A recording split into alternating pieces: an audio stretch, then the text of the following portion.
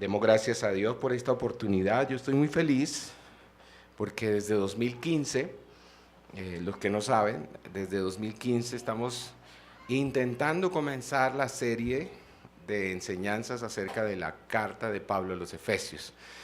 Y estuvimos un tiempo proponiéndonos memorizarla completa. Ya hay un buen grupo de personas que han memorizado uno, otros 2 capítulos, otros 3 capítulos, otros 4, otros 5 capítulos, ¿sí?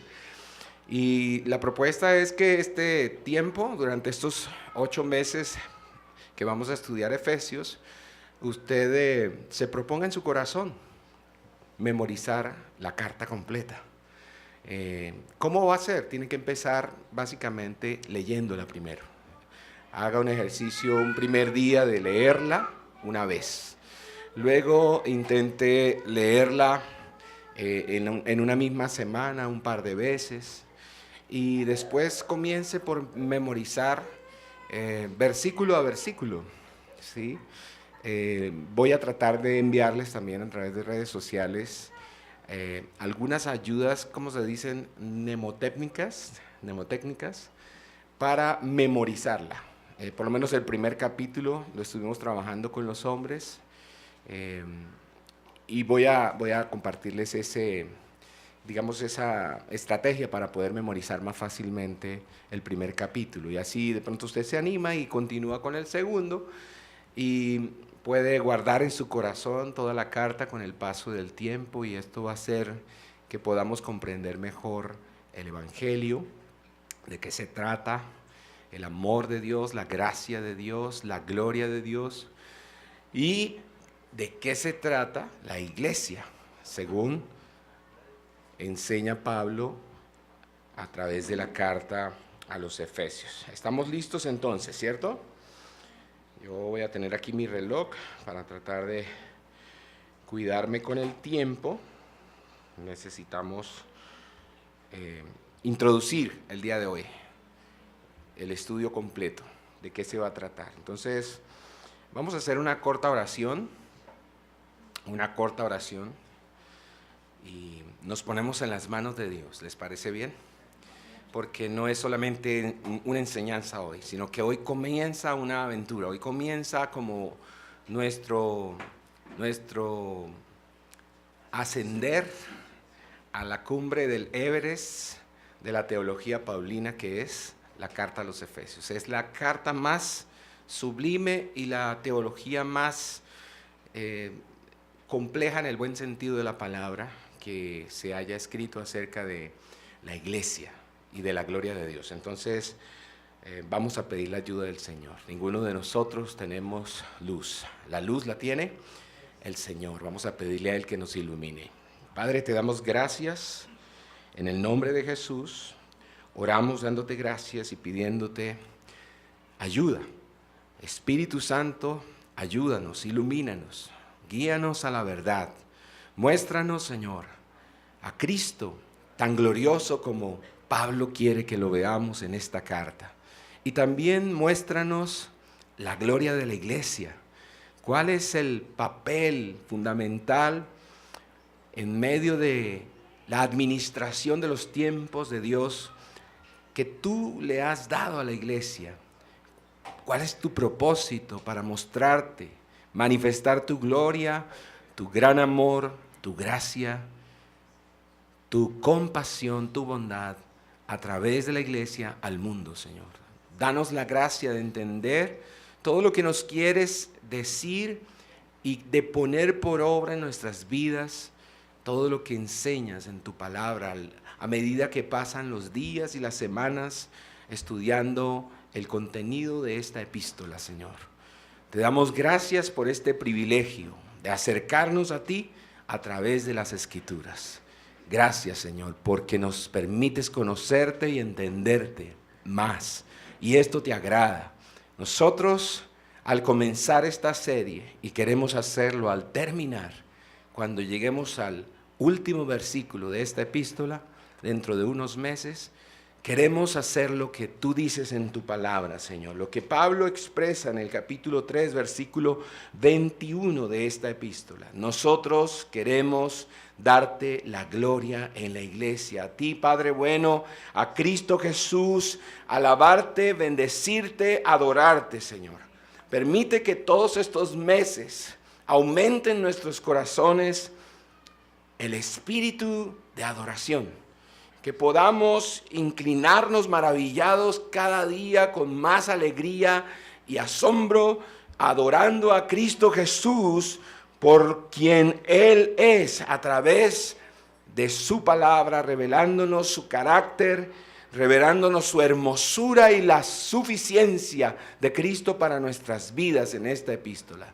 Señor, te alabamos, te exaltamos esta mañana. Honramos tu santo, glorioso nombre. Que Dios, que Cristo Jesús reciba la gloria en la iglesia, ahora y por los siglos de los siglos. Amén. Amén. Aleluya. Usted puede darle una ofrenda de palmas al Señor, mi hermano. Que nosotros fuimos creados para alabar a Dios y no es pecado aplaudir. Y más cuando se trata de aplaudir para glorificar a Dios. El texto que vamos a estudiar esta mañana es el texto de Efesios capítulo 1, versículos 1 y 2. Y la escritura dice: Pablo, apóstol de Cristo Jesús por la voluntad de Dios, a los santos que están en Éfeso y que son fieles en Cristo Jesús, gracia a vosotros y paz de parte de Dios nuestro Padre y del Señor Jesucristo. Amén. Aleluya.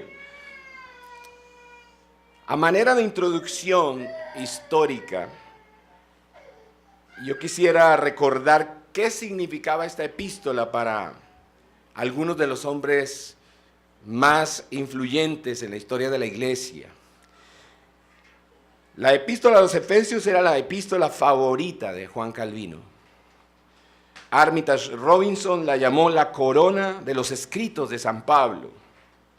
William Berkeley cita la afirmación de Samuel Taylor Coleridge, que describe esta carta de Pablo como la más divina composición humana y añade su propia opinión de que es la reina de las epístolas, dice William Berkeley.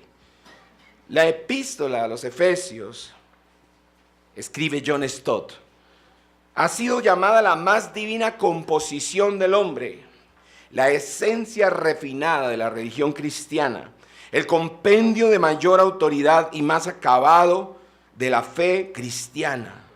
Dice John Stott, llena hasta los bordes de pensamientos y doctrinas sublimes y trascendentales. La carta a los Efesios enfatiza la conexión entre lo que es sana doctrina y la práctica correcta de esa doctrina de la vida cristiana. Hoy en día hay mucha gente que ignora la teología o que menosprecia la teología en vez de esforzarse para conocer a Dios a través del estudio de la Escritura. La gente hoy solo quiere discutir acerca de la teología en sus términos y no en los términos de la misma Escritura. Y por tanto menosprecia la teología. Por eso las iglesias se desvían de la sana doctrina. Pues en Efesios, Pablo argumenta que la teología es práctica y que a fin de vivir en la práctica la voluntad de Dios para nuestras vidas, que eso lo vemos en Efesios capítulo 4, 5 y 6, nosotros debemos primero entender quiénes somos doctrinalmente en Cristo, en los capítulos 1, 2 y 3 de la carta de Pablo a los Efesios. El Evangelio llegó a la ciudad de Éfeso a través de una pareja excepcionalmente equipada llamada Priscila y Aquila. Eso lo encontramos en el libro de Hechos, en el capítulo 18. Ellos fueron dejados allí por el apóstol Pablo cuando realizó su segundo viaje misionero. Y luego de haber establecido la iglesia, esta pareja, de haber comenzado o plantado esta iglesia, el apóstol Pablo visitó, después de estar 18 meses en Corinto, visitó Éfeso durante su tercer viaje misionero y se quedó en Éfeso durante unos 3 años pastoreando la iglesia y también predicando el evangelio, enseñando el evangelio, mostrando el evangelio a los perdidos en Éfeso. Dicen los estudiosos que eso más o menos ocurrió, esos 3 años de ministerio de Pablo en la iglesia de Éfeso ocurrieron entre el año 52 después de Cristo, más o menos primavera del año 52 después de Cristo, hasta el otoño del año 55 después de Cristo. En ese tiempo Pablo se dedicó a divulgar en esa ciudad el evangelio del Señor Jesucristo. Luego de la partida de Pablo, porque Pablo no se quedó allí siempre, después de 3 años él partió, fue instalado como pastor en Éfeso un discípulo amado del apóstol Pablo. Ustedes lo conocen, Timoteo. No el hijo mío, sino el discípulo en aquel tiempo de Pablo, uno de sus discípulos más amados, lo llamaba hijo. Y allí Timoteo estuvo casi 2 años más pastoreando la iglesia de Éfeso con el fin de contrarrestar las falsas enseñanzas de unos pocos hombres influyentes como Himeneo y Alejandro. Eso lo podemos encontrar leyendo la primera epístola de Pablo a Timoteo, capítulo 1, versículos 3 y 4 y versículo 20, para los que toman nota. A manera de resumen, estamos pasando bien rapidito para hacer un pequeño resumen de contexto. 30 años más tarde, después de esa experiencia de Timoteo pastoreando la iglesia de Éfeso, 30 años más tarde, ¿saben quién le envió una carta también a esa iglesia? Jesús. Jesús le envía una carta a la iglesia de Éfeso a través de Juan, indicando que su iglesia en Éfeso había dejado su primer amor. Eso está en Apocalipsis capítulo 2, versículos 1 al 7. Y todos hemos escuchado hablar de esa expresión, de ese reclamo de Dios. Has dejado tu primer amor. Tengo contra ti que has dejado tu primer amor. ¿Y a qué se refiere Jesús en ese reclamo? Jesús está hablando en relación con todo lo que había recibido del Señor la iglesia en Éfeso. Porque la iglesia de Éfeso se alejó de Cristo, corriendo tras lo vano y se hicieron vanos. Y el reclamo de Jesús no es injusto y no es nuevo. Es tan antiguo como el reclamo que Dios le hace a su pueblo Israel en Jeremías 2:13. Donde él dice, ellos abandonaron al Señor, quien es la fuente de aguas vivas, y cavaron para sí cisternas agrietadas que no retienen agua.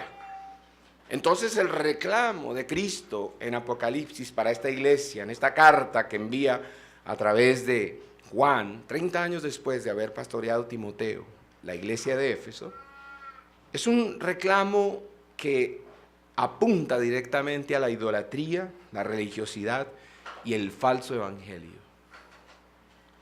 Hablando un poquito acerca de la ciudad de Éfeso. La ciudad de Éfeso era una ciudad de 250,000 habitantes aproximadamente.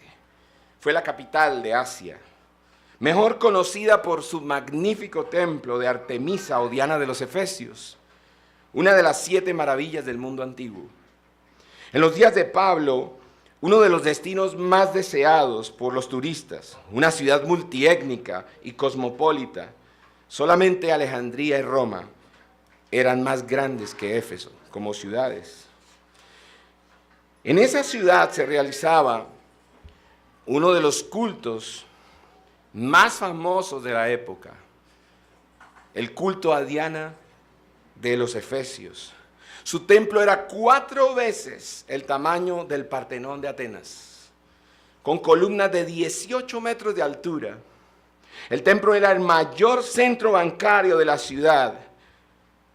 Su imagen adornaba las monedas. Uno de los meses del año llevaba el nombre de Diana de los Efesios. Era considerada la guardiana y protectora de la ciudad, aclamada como la reina de los cielos, como la señora y salvadora, que ejercía poder en el cielo, en la tierra e incluso en el inframundo. Y eso resultaba especialmente evidente con respecto a los distintos tipos de espíritus que la gente tenía. La gente hablaba en Éfeso de espíritus astrales, espíritus del inframundo, especialmente aquellos que provocaban maldiciones generacionales, y espíritus terrestres, espíritus de la vida silvestre y de la naturaleza. Diana de los Efesios podía romper las cadenas del destino, proteger a la gente de los diferentes espíritus que la atormentaban y defender a la gente contra los espíritus que traían heridas, enfermedad, plagas y daños. ¿Te parece familiar?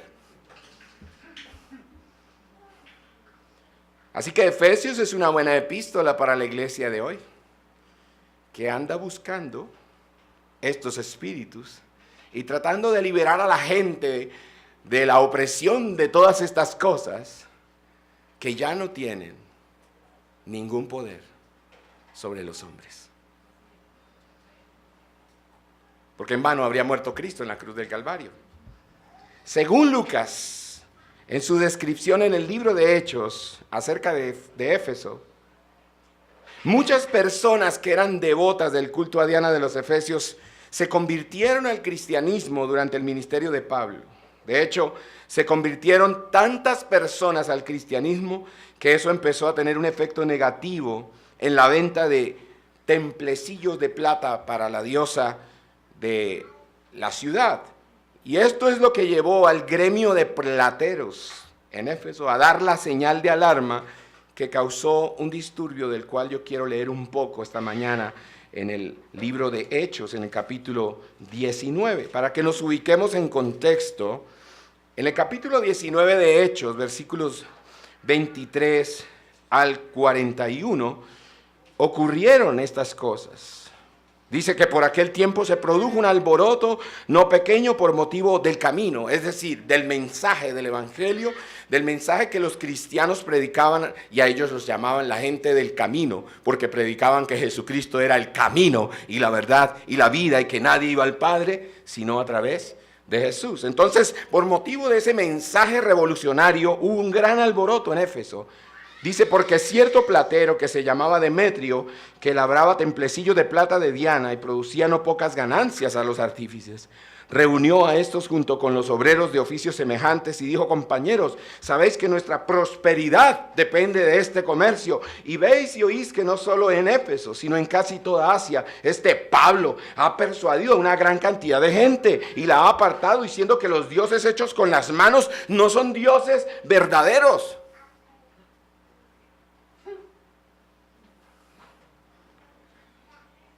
Es lo mismo que hoy decir, usted está confundida cuando dice que usted no es una mujer sino un hombre. Y que usted está confundido cuando dice que usted no es hombre sino una mujer y que usted puede dar a luz también. Estoy diciéndole que está confundido, que el príncipe de las tinieblas ha cegado su entendimiento para que usted no le pueda resplandecer la luz del evangelio.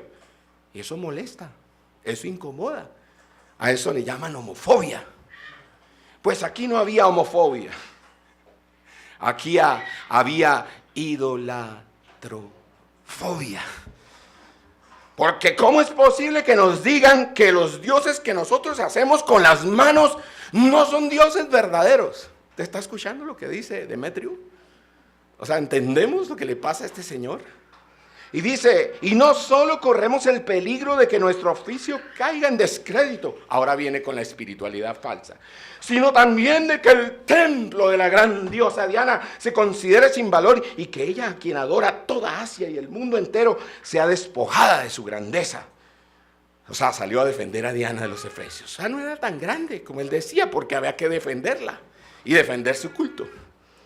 Cuando oyeron esto, se llenaron de ira y gritaban diciendo: grande es Diana de los Efesios. Y la ciudad se llenó de confusión y a una se precipitaron en el teatro, arrastrando consigo a Gayo y a Aristarco, los compañeros de viaje de Pablo que eran de Macedonia. Imagínese usted el teatro de Éfeso, que tenía capacidad para 24,000 personas. Todo el teatro ahora se ha revolucionado, se ha alborotado, y toda esta gente, animada por el reclamo de los comerciantes, ahora está opuesta en contra de los pobres Gayo y Aristarco, y los quieren matar, mientras claman: grande es Diana de los Efesios. Eso le da a usted una idea de la fuerza de ese momento. Efesios, la epístola, regresando nuevamente a la epístola, fue escrita por Pablo desde su prisión en Roma.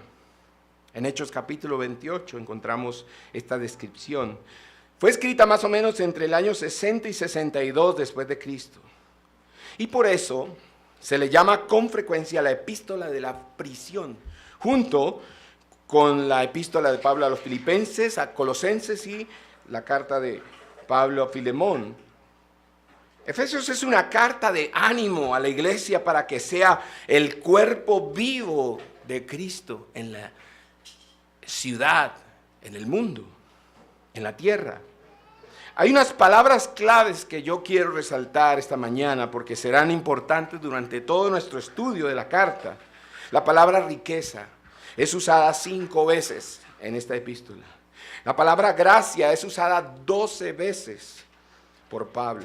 La palabra gloria es usada 8 veces. La palabra plenitud o pleno es usada 6 veces. Y la frase en Cristo o en Él es usada unas 12 veces por el apóstol Pablo en esta carta. Esta carta fue escrita especialmente para cristianos con propensión a tener una desnutrición espiritual grave porque no conocen y no aprovechan las verdaderas riquezas de la gracia en Cristo. Esta carta es una carta para cristianos que están muriendo de inanición espiritual, teniendo billones de riquezas espirituales sin descubrir y escondidas, no debajo del colchón, sino en las páginas de sus Biblias.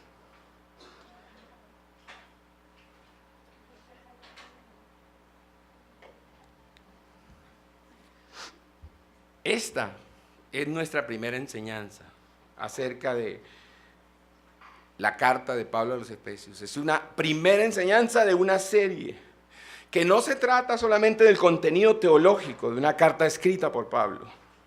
Y regáleme toda su atención en este momento, porque esto es lo más asombroso que yo he podido entender y no lo pude descubrir estudiando más de 9 libros que tuve que consultar para este sermón, sino esta mañana cuando abrí mis ojos y medité unos momentos en mi cama antes de levantarme, a las 5 de la mañana. Cuando abrí mis ojos, vino a mi mente esto que le quiero decir. Este estudio no es un estudio teológico nada más. No estamos haciendo nada más una clase de teología los domingos en esta iglesia para aquellos que aborrecen la teología, que tienen en descrédito el estudio de las Escrituras de manera sistemática, seria, profunda. Aquellos que dicen: no, a mí solamente lo que me revele el Espíritu, que viven de una manera silvestre su cristianismo, que odian leer la Biblia. Son esas personas que ningún plan de lectura bíblica les sirve. Ay, no, ese plan no, hermano José Gabriel. Eso, 10 capítulos al día. No, pastor, eso no se puede. Eso es imposible. Usted le puede decir: entonces lea 5. No, pero ¿a qué horas? Ellos no quieren leer ni 10, ni 5, ni 3, ni 2, ni un capítulo. Ellos no quieren leer la Biblia, y menos estudiarla. Ellos solo esperan que el Espíritu les baje por medio de su banda ancha de internet celestial, les descienda la revelación sin abrir las páginas de la Biblia. Entonces nuestro estudio a la carta de Efesios no es nada más un acercamiento teológico al texto. Esto es lo que me hizo saltar el corazón esta mañana. Y espero que les salte más el corazón que a mi esposa y a mi hija cuando les compartí esto. Se trata de acercarnos a la revelación del plan eterno y supremo de Dios. Él quiso manifestar su gloria desde antes de la fundación del mundo y pensó en esto y luego comenzó a revelarlo al hombre progresivamente desde el momento en que dijo: no es bueno que el hombre esté solo, le haré ayuda idónea, en Génesis 2:18. Es decir, Dios no estaba pensando en la soledad de Adán nada más cuando dijo esas palabras. Él estaba pensando en mostrar su gloria e infinita sabiduría al mundo a través de un misterio que estuvo oculto por muchas generaciones. Es decir, el misterio de Cristo y su amor redentor por la iglesia. Dios ya era glorioso en la eternidad pasada, pero decidió crear todas las cosas, incluyendo a los ángeles, y también a seres un poco menor que los ángeles, es decir, al hombre, para manifestar su gloria, su justicia, su amor, su sabiduría. En primer lugar, Él creó a los ángeles sabiendo de antemano que muchos de ellos se rebelarían con orgullo en contra de su gloria. Así que, como dice Judas, a los ángeles que no conservaron su señorío original, sino que abandonaron su morada legítima, los ha guardado en prisiones eternas bajo tinieblas para el juicio del gran día. Por eso es que el apóstol Pedro también dice en su segunda epístola: porque si Dios no perdonó a los ángeles cuando pecaron, sino que los arrojó al infierno y los entregó a pozos de tinieblas reservados para juicio. Y claro, tampoco perdonó al mundo antiguo, sino que lo condenó y salvó solamente a Noé. Y Dios tampoco perdonó a Sodoma y a Gomorra, sino que las destruyó y salvó al justo Lot, como lo dice Pedro en esta segunda epístola. Iglesia, Dios ya era glorioso antes de crear todas las cosas. Él no es glorioso ahora o no va a ser más glorioso mañana. Él ya es todo lo glorioso suficiente que Él debe ser por los siglos de los siglos. No hay nada más glorioso que Dios. No hay nada más elevado, más alto, más sublime, más hermoso que Dios mismo.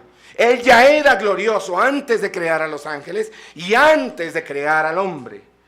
Y el Señor dice en Génesis 1:26, creó al hombre a su imagen y conforme a su semejanza, y también al hombre le dio señorío desde el principio.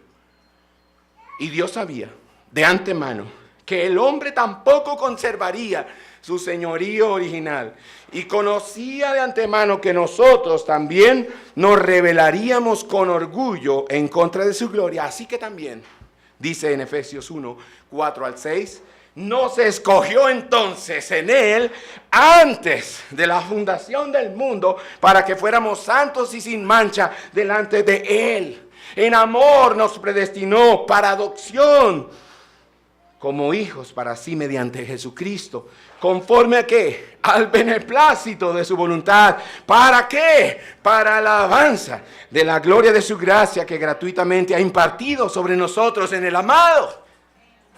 Dios ya era glorioso antes de crear todas las cosas, pero Él determinó mostrar su gloria en los cielos y en la tierra. Él decidió manifestar su gloria, su justicia, su santidad, su amor y su gracia a los ángeles y también a los hombres. Por eso Pablo en su carta a los Efesios exalta la gloria de Dios. El apóstol proclama en el 1:3 de Efesios que Él debe ser bendito. El apóstol dice que su gloria y que la gloria de su gracia deben ser alabadas en los versículos 6, 12 y 14 del primer capítulo de Efesios. Y es por esa razón que a la altura del capítulo 3, en el versículo 21, él como que pone un lugar muy alto. En la cima de este Everest teológico de Pablo, él dice: a Él sea la gloria en la iglesia y en Cristo Jesús por todas las generaciones, por los siglos de los siglos. Amén. Iglesia, Efesios le dice al cuerpo de Cristo, a los creyentes, cuáles son las abundantes riquezas que posee cada cristiano en Cristo y cómo debe usarlas en la vida diaria para glorificar a Dios en el mundo. Efesios es una epístola que le aclara a la iglesia hoy la importancia y la necesidad de una sana teología que nos guarde de malinterpretar y aplicar mal muchos textos de la Biblia. Por eso es que en Nehemías 8:8 dice que cuando ellos leyeron el libro de la ley delante de todo el pueblo, dice que lo leían dándole el sentido al texto para que la gente pudiera entenderlo. Y eso es lo que queremos hacer durante este estudio. Efesios, repito, es una epístola. Y una epístola es un documento ocasional. No es un tratado de teología sistemático. Es una carta escrita en una ocasión, con un asunto en mente, con algo para decir o recordar o explicar acerca de la vida práctica del cristianismo. Entonces, el día de hoy vamos a detenernos solo en la introducción de esta epístola de la siguiente manera, en 3 puntos. Lo anterior fue introducción. Punto número 1, Pablo, el remitente de la carta. Punto número 2, la iglesia en Éfeso, los receptores de la carta. Y punto número 3, saludo del autor a los destinatarios de la carta. Ustedes tienen esos puntos en su boletín para que tomemos nota acerca de todo este estudio que va a ser bien extraordinario. Entonces, punto número 1, Pablo, el remitente de la carta. Mis hermanos, la escritura de cartas era una práctica común en el mundo grecorromano. En el siglo pasado se han descubierto cientos de cartas escritas en papiro.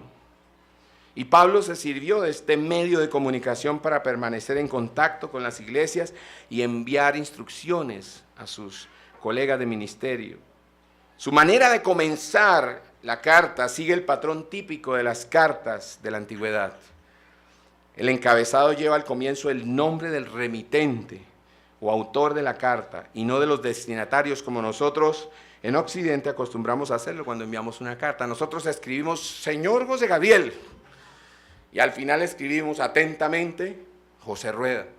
No, en las cartas antiguas, en las cartas de Pablo, por ejemplo, encontramos en el capítulo 1, usted se da cuenta, dice Pablo, apóstol de Cristo Jesús por la voluntad de Dios. Es decir, va primero el remitente, después va el contenido de la carta, el saludo, el contenido y luego el destinatario.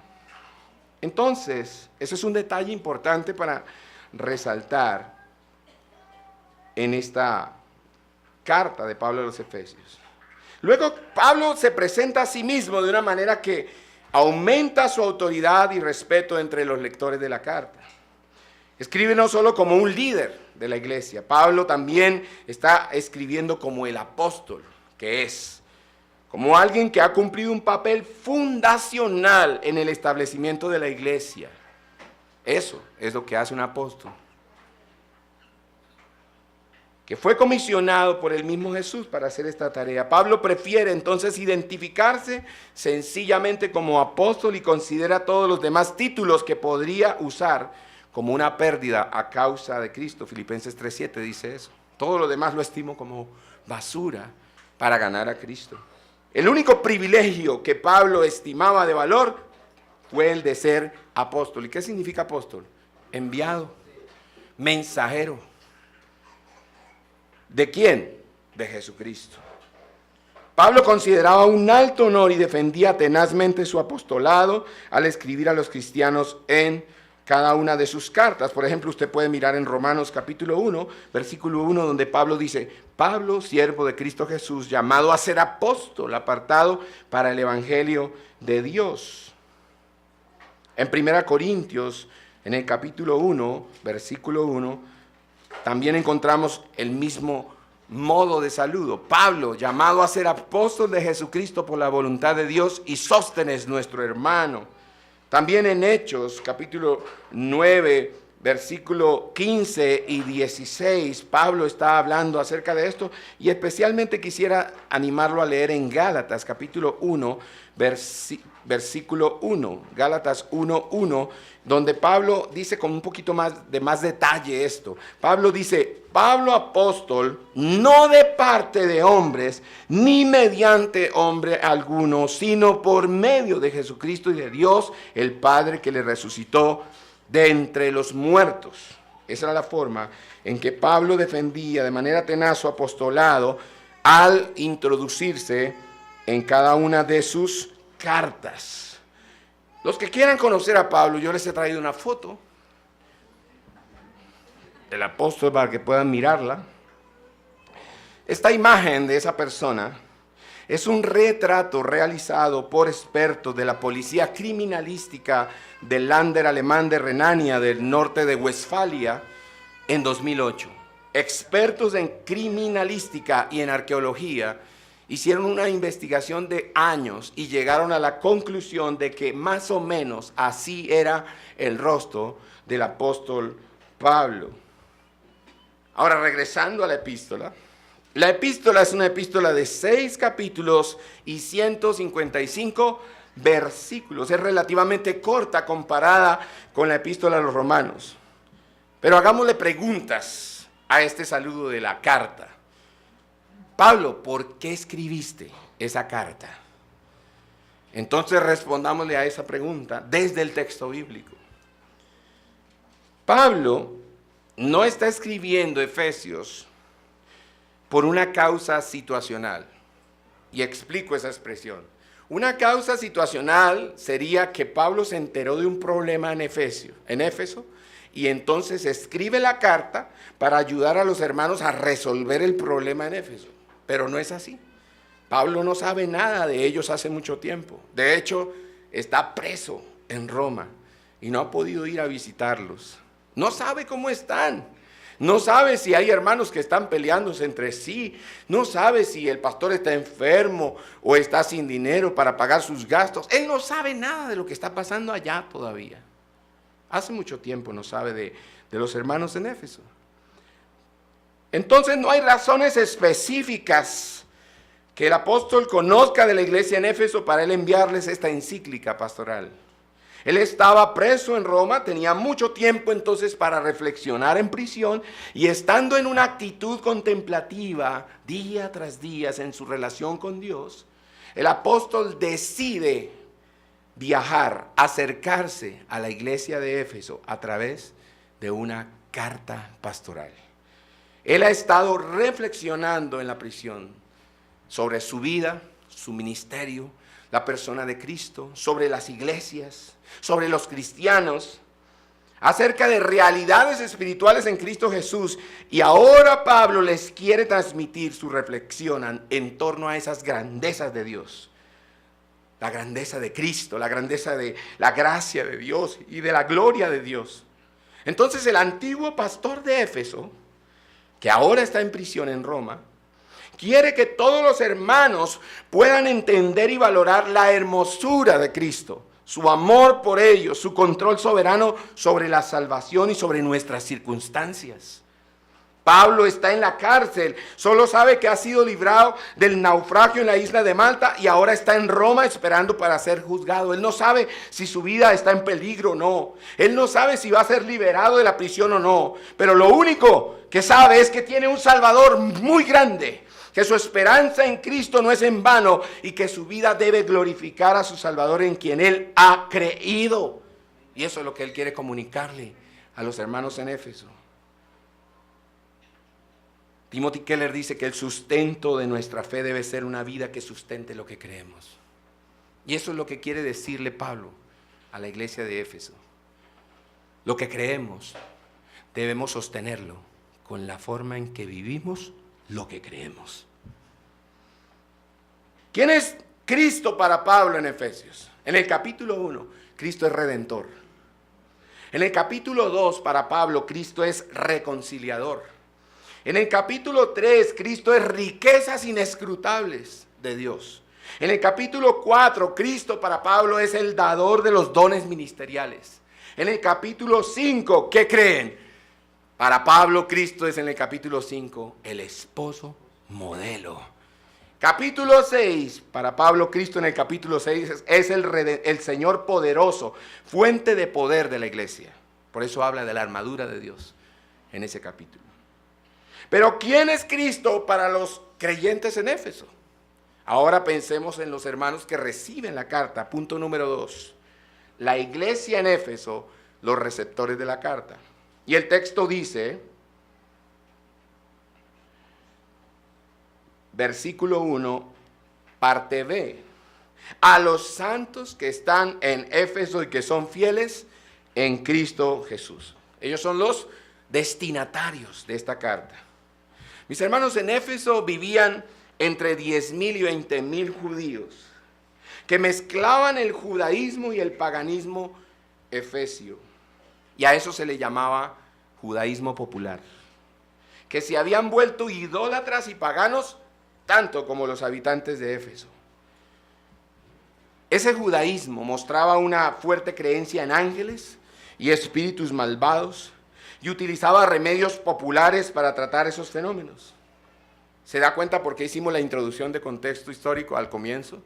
Para poder entender qué le pasó a los judíos. ¿Por qué abandonaron el judaísmo y ahora mezclaron su fe en el Dios de Israel, en la ley y en todo lo que Dios había revelado a través de la ley dada a Moisés? Ahora lo mezclaron con toda esa idolatría y paganismo de Éfeso. ¿Qué les pasó a los judíos? Bueno, ellos mezclaron y ahora creían lo mismo que creían en Éfeso. Ellos creían en ángeles, en espíritus malignos, en espíritus que poseían la gente, en espíritus que hacían males, que perseguían, que no dejaban dormir, que enfermaban, que traían ruina, que traían maldiciones generacionales. ¿Se acuerdan? Entonces ahí están los judíos, mezclaron eso. Se parece mucho a la iglesia de hoy. Queriendo ser cristianos, usamos la Biblia y mezclamos todo ese misticismo y toda esa religiosidad y el espiritismo antiguo de las tribus de América Latina y decimos todo vale y le echamos la culpa a nuestro pecado a cosas externas. ¿Está enfermo? Eso es un pecado. Confiese un pecado que usted no se ha arrepentido. El problema suyo es una maldición generacional. Todos en su casa tienen cáncer. Su abuela, su tatarabuela, su mamá, todo eso es una maldición generacional. O sea, nada tiene que ver con nuestra realidad bíblica. Somos pecadores. Y por causa de nuestro pecado, estamos sujetos a toda esta vanidad, a la aflicción, al dolor, a las enfermedades, a los problemas relacionales, al mal temperamento, a la mala administración de los recursos, y por eso tenemos problemas financieros, porque somos pecadores. La culpa no la tienen los bancos, ni el presidente, ni la situación económica de los países. La culpa la tenemos nosotros.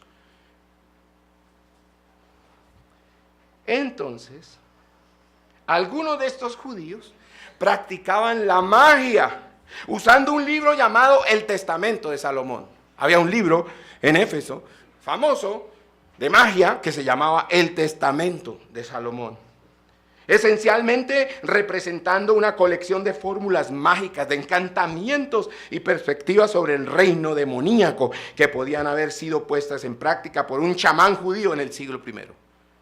Son precisamente esta clase de procedimientos los que usaría un exorcista judío itinerante, famoso, llamado Esceva, y sus hijos. En Éfeso fue donde ocurrieron los hechos que narra el libro de Hechos en el capítulo 19 acerca de los hijos de este judío llamado Esceva, que se dedicaban al exorcismo ambulante. Imagínese usted eso, ir caminando por las calles de Éfeso y encontrar a unos exorcistas ambulantes. Echamos fuera demonios, echamos fuera males, echamos fuera mala suerte, acérquese, estamos rebajando hoy, entregando exorcizando 3 demonios por el precio de uno. ¿Usted se imagina eso? Y ahí están los hijos de Esceva, practicando el exorcismo ambulante y tratando de invocar el nombre de Jesús sobre una persona que tenía espíritus malos, pero el espíritu malo les dijo: a Jesús conozco y sé quién es Pablo, pero vosotros ¿quiénes sois? Y en el versículo 16 del mismo capítulo 19 de Hechos encontramos que los hijos de Esceva salen huyendo desnudos, despavoridos, heridos, golpeados, porque este endemoniado les dio a todos, él solito. Sí, yo sé quién es Jesús, yo sé quién es Pablo, pero ustedes ¿quiénes son? Mis hermanos, estudiando el libro de Plantador de Iglesias de Timothy Keller, es un manual de cómo plantar una iglesia. Timothy Keller dice que uno de los métodos más seguros para plantar iglesias es el método de Pablo para plantar la iglesia de Éfeso. Y cuando Timothy Keller aborda el estudio de cómo Pablo plantó la iglesia de Éfeso, él hace esta reflexión acerca del caso de los hijos de Esceva. Timothy Keller dice: que nosotros no seamos como los hijos de Esceva,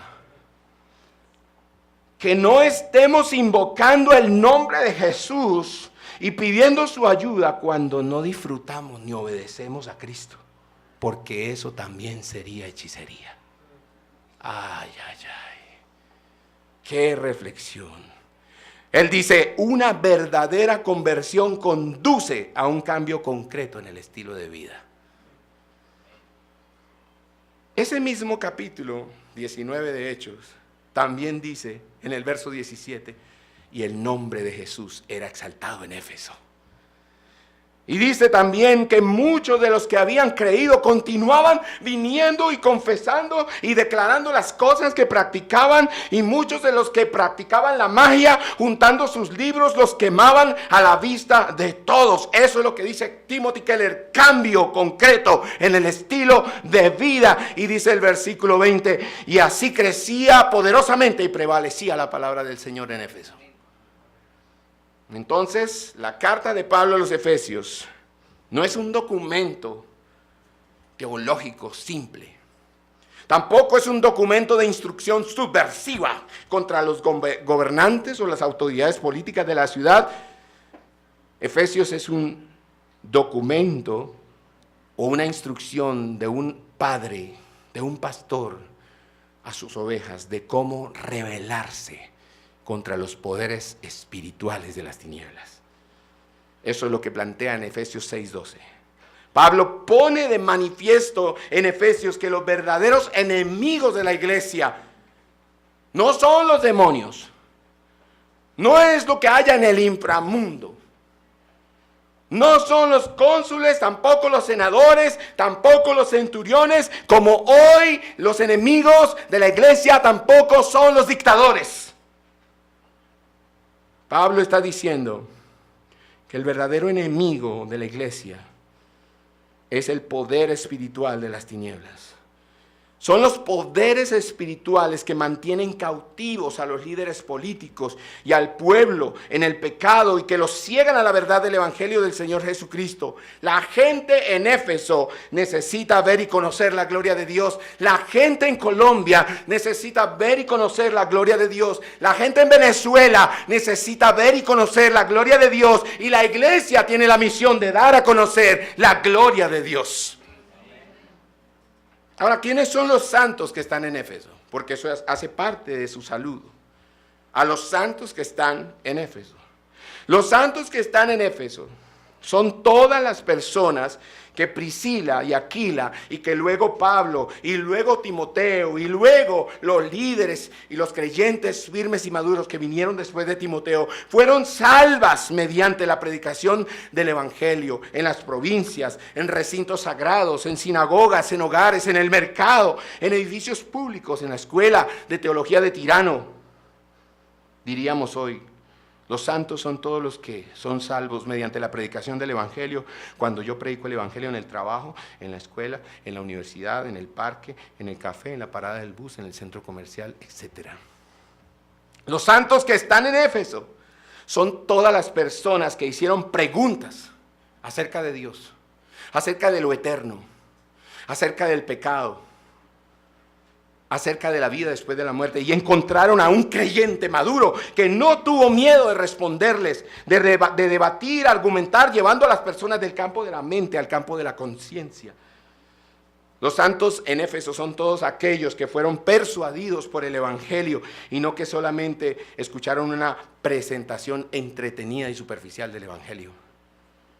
El ministerio de Pablo en Éfeso consistía en darle razones a las personas para creer. Muy similar a lo que hace Rabbi Zacarías hoy. El ministerio de Pablo es un ministerio apologético en Éfeso. Él quiere ayudar a los griegos que piensan tanto a creer, que razonan tanto, ayudarlos a creer. Y esa es la tarea de la iglesia. Y la tarea de la iglesia también es ayudar a los que ya han creído a pensar. Ahora, hagamos otra pregunta al texto bíblico. ¿Por qué los creyentes en Éfeso recibieron con agrado la carta de Pablo?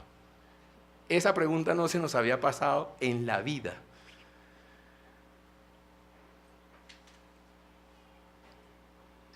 A mí tampoco se me hubiera pasado en la vida por la cabeza, hasta que leí a John Stott explicando la carta a los Efesios. John Stott le hace esta pregunta al texto en la introducción y él dice: ¿por qué los efesios recibieron esa carta con alegría? Y dicen muchos estudiosos que esa carta no era solamente para la iglesia de Éfeso, la ciudad de Éfeso, sino las iglesias de Asia, pero que la carta llegó primero a Éfeso y después fue duplicada y fue repartida una copia para todas las iglesias de Asia. Pero ¿por qué hubo gran alegría? ¿Por qué hubo gozo, regocijo en el corazón de las iglesias al recibir esta carta de Pablo?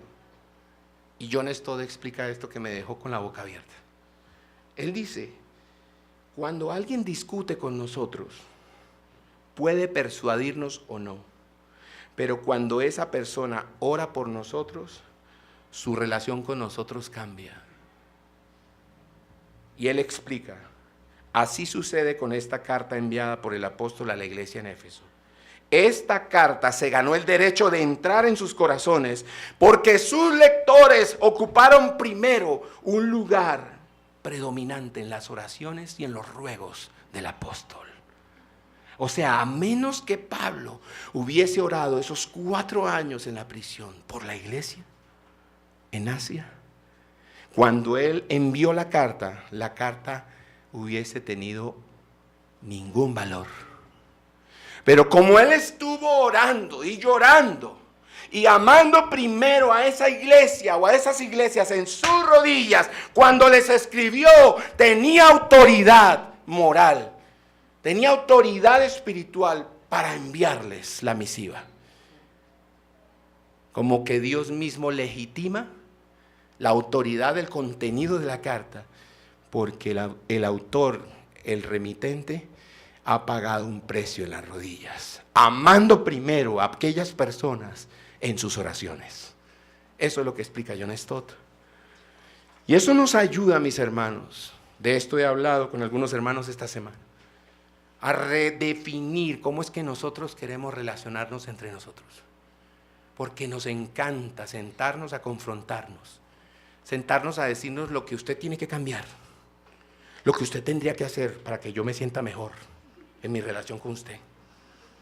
Porque si usted no cambia esa actitud, si no cambia esa manera de decir las cosas, si no cambia esa cara que pone cuando dice las cosas o cuando predica, pastor, entonces yo me voy de esta iglesia, porque a mí me gustaría mejor tener un pastor que cuando predica sonríe toda la predicación. No, mis hermanos, ¿cuánto hemos orado por aquellos que queremos ver cambiados? ¿Cuánto? Para que cuando les digamos cualquier palabra, el hecho de haber estado primero en las rodillas, amando a esas personas, cuando les digamos lo que les decimos, ellos nos lo reciban bien. ¿Y por qué? ¿Porque sabemos hablar? No, porque Dios le da autoridad a lo que usted dice, porque primero lo oró. ¿Ve? ¿Por qué mucha gente no se convierte de su familia? Porque usted quiere convertirlos a punta de Biblia y no de oración. Se ora por las personas que queremos que cambien. No se habla tanto de ellas. No se les da tanta cátedra de cómo deberían ser. Se pasa más tiempo hablando con Dios de ellos que hablando entre nosotros de ellos. Entonces, y cuando Pablo estuvo en Éfeso, pues mis hermanos, regresándonos en el tiempo, volviendo a la época en que él estuvo 3 años allá con esos hermanos, ¿por qué más recibió la carta a esta gente con gran alegría? Bueno, porque cuando él estuvo entre ellos como pastor, se volvió parte de la comunidad. Pablo siguió trabajando en la actividad de hacer tiendas. Pablo se dio a conocer a la gente y fue intencional en conocer a las personas que él quería ganar para Cristo. Es muy importante que usted y yo hagamos lo mismo hoy. Pablo no invitaba simplemente a la gente, los espero en la sinagoga. Hoy voy a empezar una serie sobre Efesios. No, a Pablo no le interesaba tanto que la gente fuera a escucharlo enseñar teología en la sinagoga. O que fuera a la escuela de Tirano para ver su despliegue de comprensión de asuntos teológicos complejos. Pablo se acercaba a la gente, tomaba café con la gente, visitaba a la gente en su casa, se sentaba a hablar en el parque, en la escuela, en el teatro, en cualquier lugar.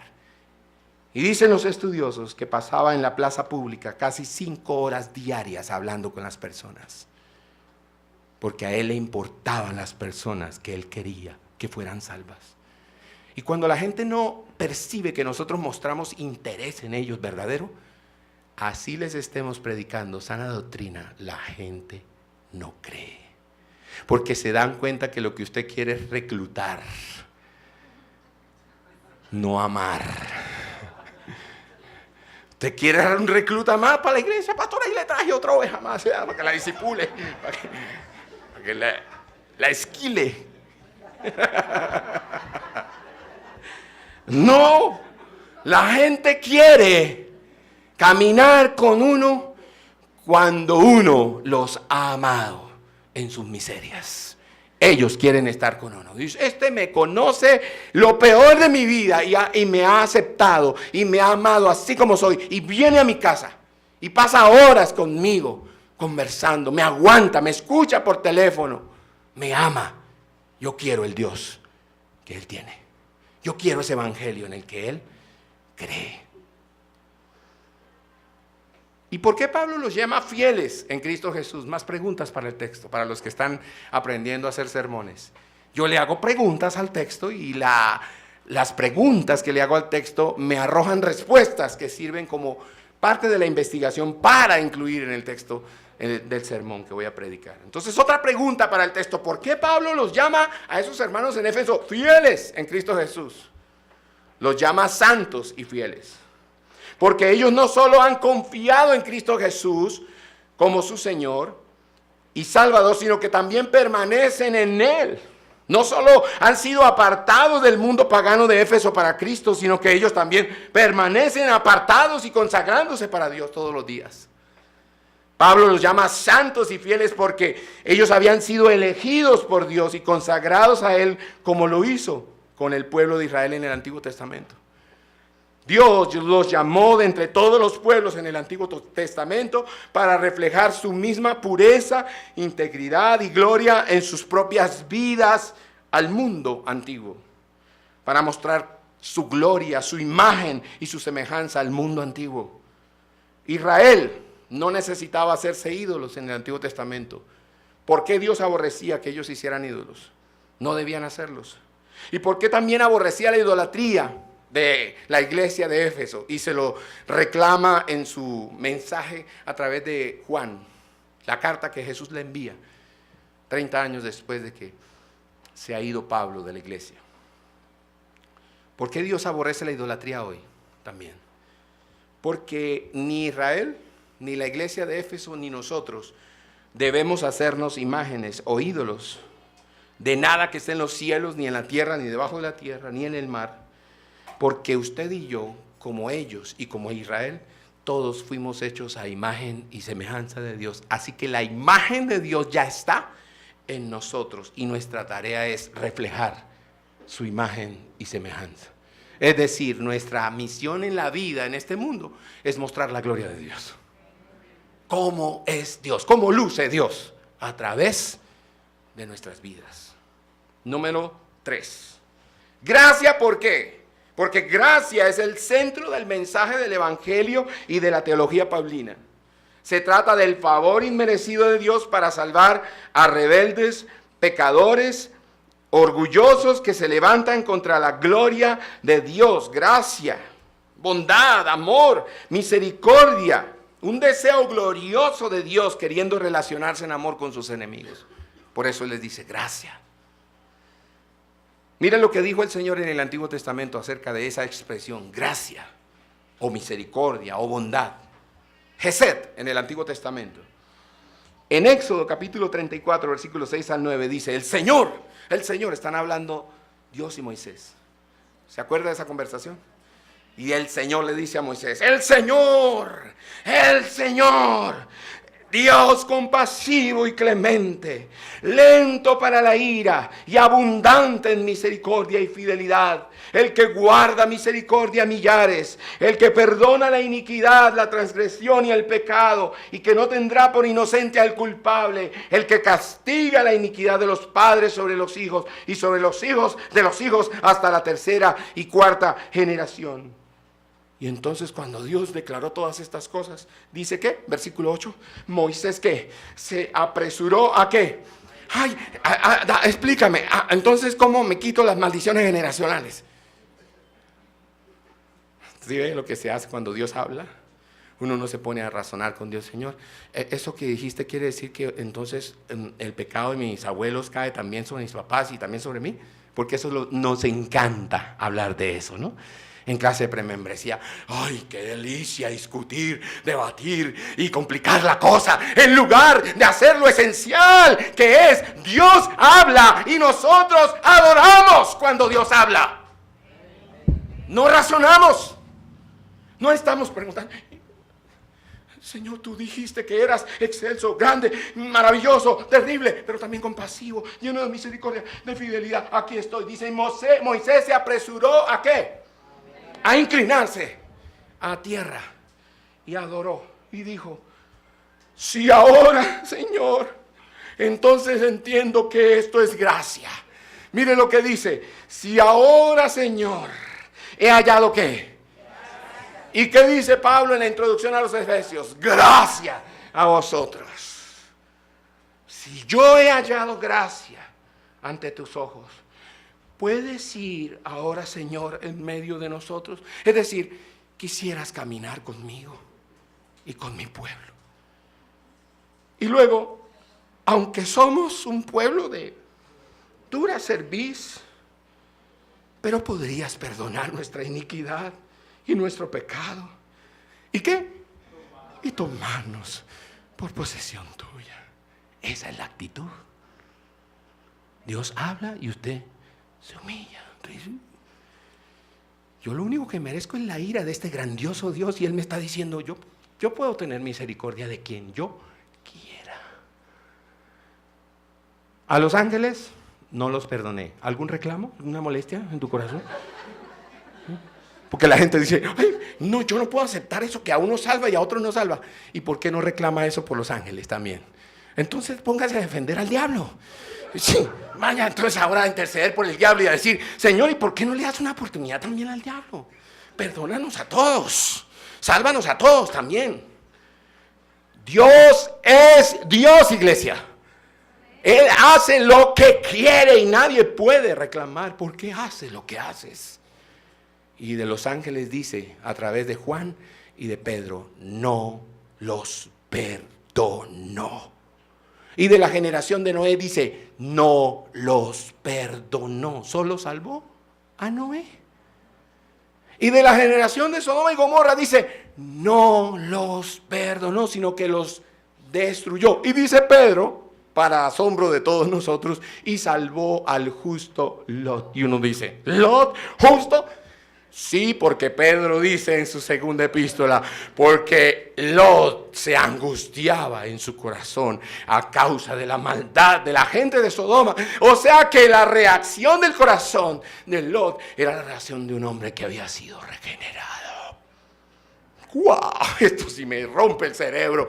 Regeneración allá atrás, tan atrás en la historia. Sí. ¿Y qué? ¿Algún problema? ¿O solo lo podía hacer cuando tú te enteraras? Y cuando tú lo entiendas, yo puedo hacer lo que tú quieres que yo haga. No, yo hago lo que quiero, cuando quiero, con quien quiero, como quiero, porque soy Dios. ¡Wow! Por eso le dije que valía la pena que me diera más tiempo. Gracia, y dice luego paz. Y paz aquí se refiere a reconciliación. Paz se refiere a reconciliación que Pablo desea para los creyentes en Éfeso. Y dice que traten, mis hermanos. ¿Saben qué? Desde la prisión les digo una cosa. Esto es lo único que quiero que entiendan. Por favor, traten de encontrarlo todo en Cristo. Que Cristo sea el centro gravitacional de todas las cosas en sus vidas. Porque Cristo es nuestra salvación. Cristo es la piedra angular del edificio que es la iglesia. Cristo es la satisfacción de nuestra vida espiritual. Cristo es la inmensurable riqueza de Dios para nosotros. Cristo es nuestro libertador. Cristo es nuestro mediador. El mensaje de Pablo a los Efesios es solo Cristo. Solo Cristo redime. Solo Cristo reconcilia. Solo Cristo salva, da vida, imparte dones, liberta, empodera, ama, se entrega a sí mismo por nosotros. Solo Cristo. Solo Cristo y solo Cristo. Es lo único que queda. Es lo único que tenemos los cristianos. Solo Cristo. Es como si Pablo quisiera decirle a los efesios: hermanos, llevo 4 años preso en Roma, ustedes ya lo saben, y yo no he podido predicar como antes aquí en esta prisión, pero eso no significa que yo soy débil o que soy un fracasado. Yo no estoy derrotado, mis hermanos. Todo está seguro en Cristo. No importan las circunstancias, iglesia, estemos en prisión o seamos libres, todo está en Cristo seguro. Jesús es el centro de todo, no nosotros. Solo Cristo. Él ha saturado mi vida por completo. Yo mismo estoy completo en Cristo, es lo que está diciendo Pablo en Efesios. Lo tengo todo en Cristo, no me falta nada. Me puedes quitar todas las cosas, dice Pablo. Me puede faltar la salud, puedo estar solo en prisión e incluso pueden quitarme la vida. Y de todas maneras sigo teniéndolo todo, porque Cristo es todo para mí. Nadie me puede quitar a Cristo. En conclusión, déjeme contarle una anécdota.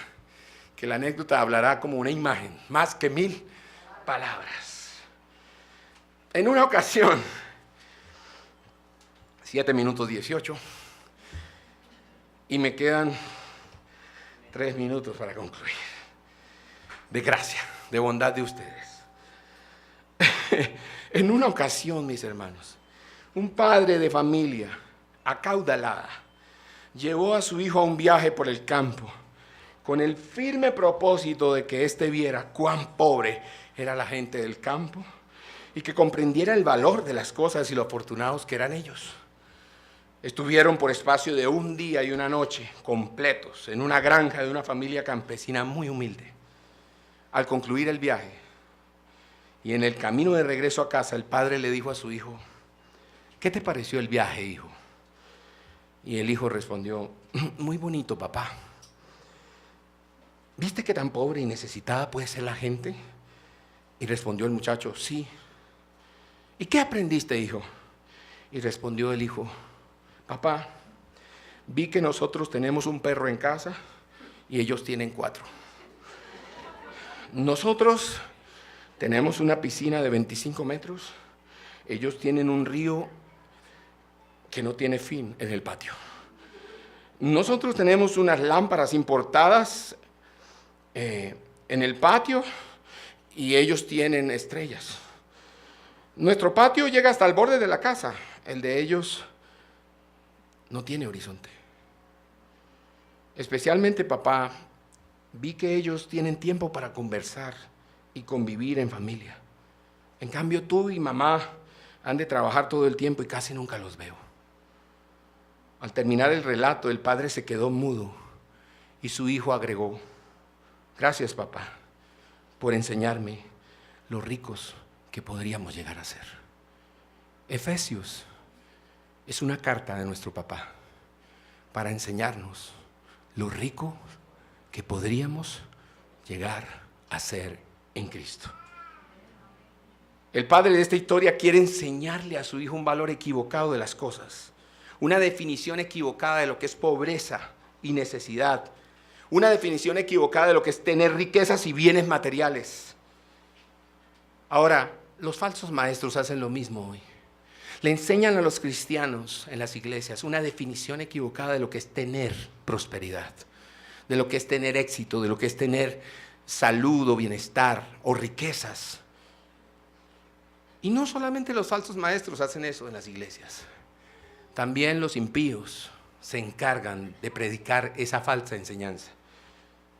Las familias ricas como los Gilinski, los Ardila Lule, los Santo Domingo, los Gates, los dictadores, los hombres corruptos y todos los ricos y poderosos de este mundo creen y quieren hacerle creer a las personas que ser afortunado y ser rico se trata de tener mucho dinero, bienes materiales, bancos, empresas, oro, poder.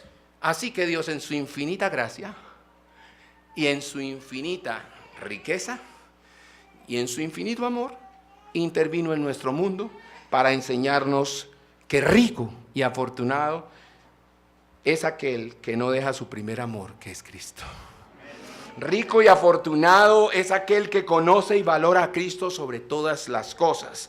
Rico y afortunado es aquel que está en Cristo, que ha sido salvado por su gracia y la riqueza de su inmenso amor. Rico y afortunado es aquel que puede perderlo todo para ganar a Cristo. Rico y afortunado es aquel que ha escuchado el evangelio y ha respondido con arrepentimiento, con fe y con obediencia. Rico y afortunado es aquel que, no importando las circunstancias, aquel que puede perder hasta la vida y sigue teniéndolo todo porque posee y estima a Cristo sobre todas las cosas.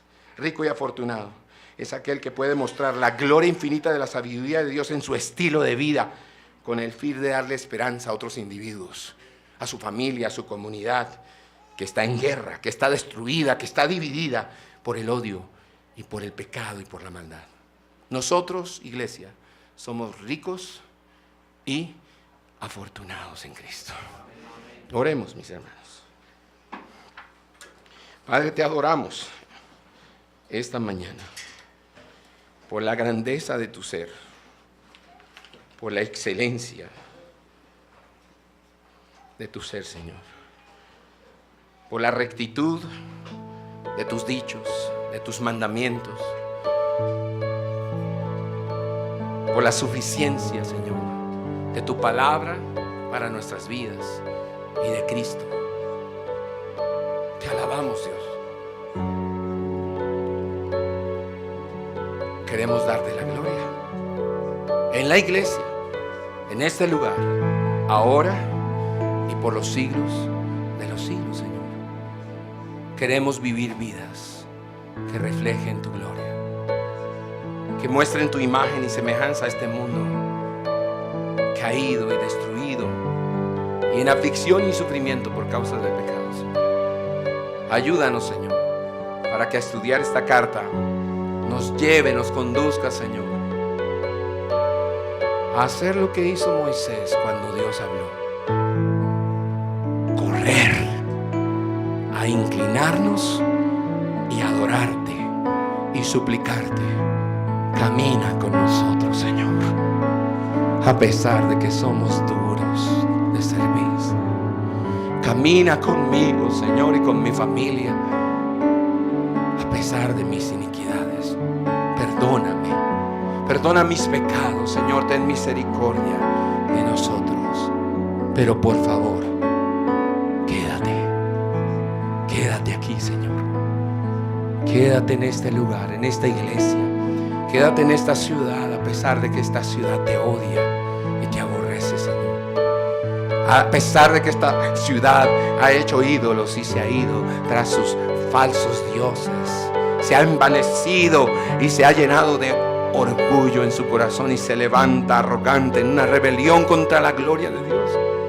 Permite que ahora la iglesia de CDA 24/7, como la iglesia en Éfeso en otrora, muestre la gloria de Dios y la sabiduría de Dios a esta ciudad. En el nombre de Jesús.